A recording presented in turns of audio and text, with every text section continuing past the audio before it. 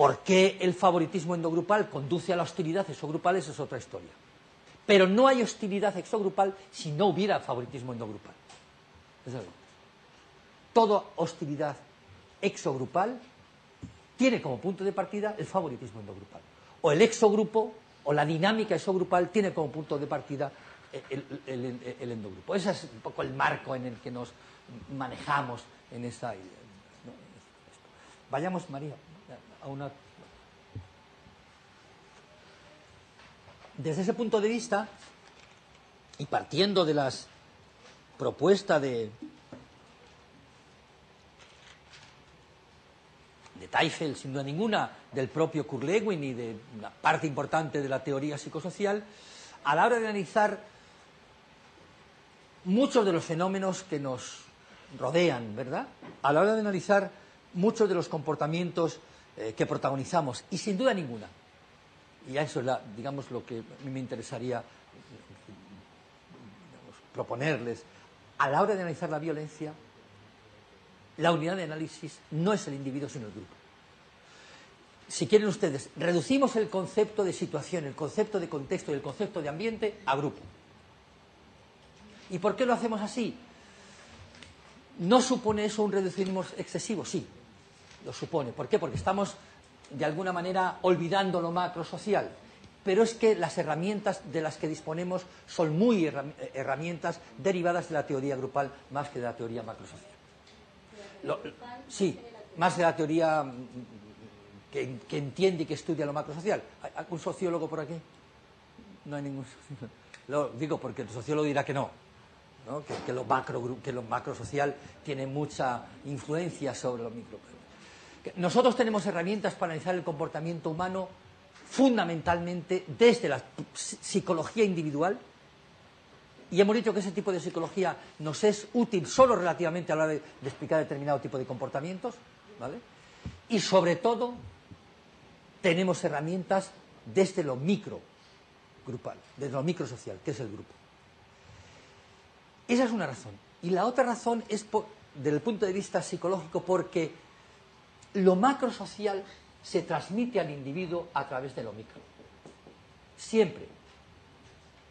Los agentes de socialización son siempre microsociales. Los agentes de socialización son aquellos que trasladan al sujeto las características del orden social, las normas, los valores, siempre a través del grupo. En tercer lugar, porque lo que ejerce influencia es aquello que está muy cerca de nuestra piel. Muy cerca de nuestra piel. Y eso se llaman los grupos primarios. Está estudiado desde Cooley, en fin, muy bien estudiado. Esas son las razones por las que manejamos el grupo como unidad de análisis. Primero, porque tenemos mucho más teoría en psicología del grupo que de lo social. En segundo lugar, porque nos manejamos muy mal con las grandes teorías. No sabemos cómo actuar sobre lo social, sobre la sociedad. Y después, porque desde el punto de vista psicológico, lo macrosocial, la cultura, digamos, los valores, ¿no?, se transmiten a través de estructuras microsociales. Y después, porque lo que realmente influye en el desarrollo de las funciones psicológicas superiores son aquello que está muy cerca de la piel del sujeto. Esa es la razón. Pero usted quería comentar algo. No sé si está un poquito trasnochado ya, pero para dar un ejemplo de... Hay algo que me confundió mucho en la experiencia allá en el País Vasco, ¿no? Me acuerdo que la ETA tuvo como objetivos a algunos psicólogos de... Ah, claro, César San Juan, sí, buen amigo, sí, sí. Y mató al psicólogo de la cárcel de Martutene. Mató a dos psicólogos de ¿Dos? Martutene, sí. ¿A dos? Sí. ¿Ves? A dos psicólogos de Martutene mató. Yo, pues, pregunté, ¿no? O sea, en el entorno, algunos que estaban involucrados en las escuelas de amnistía.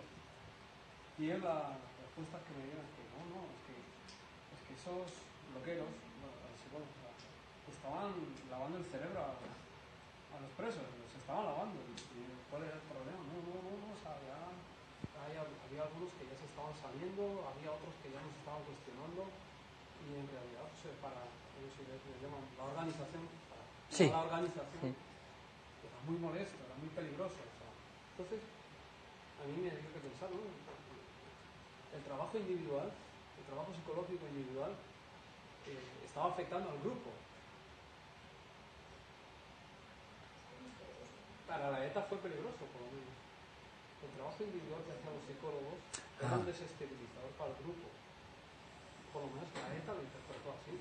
No por casualidad escogió a los psicólogos. ¿Y tú eso cómo lo manejas dentro de esta...? No, me parece una idea importante para manejarlo en ese sentido. Yo creo que lo microsocial sí influye, porque ahí dentro de la cárcel los de la ETA se unen con los de la ETA. Sí, hay tienen su grupito de amigos, ¿no? Su grupo ideológico. Y lo que le influye a uno, influye al mismo grupo, a los muy cercanos. Y luego, dentro de la estructura de la ETA, los presos son sus víctimas, ¿no? Es el grupo que utilizan para sensibilizar a la sociedad de que, bueno, también están siendo injustos con nosotros, ¿no? Y si los mismos presos empiezan a desvincularse de la ETA, entonces es un peligro para la misma existencia de la organización. Es decir, la idea, Antonio, es que el comportamiento de un individuo puede afectar al comportamiento del grupo. Sí. Sí. No lo hemos negado bajo ningún concepto. Nunca. Lo que sí tenemos que tener claro, sobre todo cuando partimos de esos supuestos tan evidentes y tan claros y tan extremos como tú partes, lo que sí tenemos que tener claro es que el comportamiento del grupo no es la suma del comportamiento de los individuos. Que la naturaleza del grupo no se define sumando las características que presentan cada uno de los individuos. Que el grupo como todo es distinto, ni mejor ni peor, distinto a la mera suma de sus partes. Es un principio topológico, es un principio de la topología geométrica, ¿no? O dicho de otra manera, en el grupo no se suma nada. En el grupo lo que se hace es interactuar de manera interdependiente las partes que lo componen y llegan a constituir una especie de todo que es distinta de la mera suma de las partes. Y es una idea extraordinaria desde el punto de vista también teórico por parte de Kurt Lewin. Kurt Lewin es una persona que está muy obsesionada, que está, muy bien formada desde el punto de vista científico, por física, matemática, y le llama mucho la atención lo que fue probablemente la gran revolución en la física, que es la teoría de los campos electromagnéticos.